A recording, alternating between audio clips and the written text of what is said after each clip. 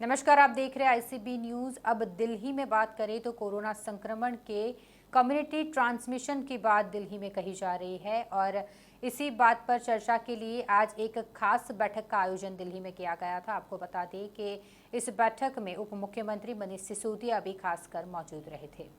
अब दिल्ली में corona virus संक्रमण के कम्युनिटी ट्रांसमिशन की बात कही जा रही है। दिल्ली के उप मुख्यमंत्री मनीष सिसोदिया ने बताया है कि दिल्ली में कोरोना के मामले बढ़ रहे हैं। कोरोना की स्थिति पर चर्चा करने के लिए मंगलवार को दिल्ली आपदा प्रबंधन अथॉरिटी की बैठक अपने निर्धारित शेड्यूल के अनुसार हुई। बैठक में कहा गया है कि दिल्ली में कम्युनिटी स्प्रेड हो चुका है, लेकिन भारत सरकार ने कम्युनिटी स्प्रेड मानने से इनकार कर दिया।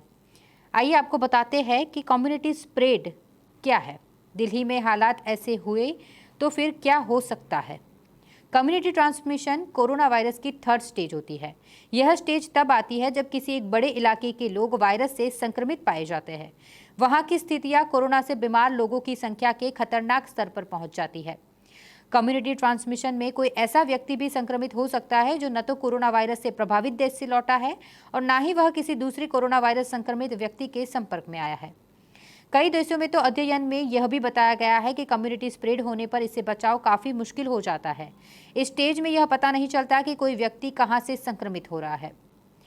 आपको बता दें कि मार्च तक देश में कोरोना वायरस दूसरे चरण यानी कि लोकल ट्रांसमिशन के स्टेज तक था।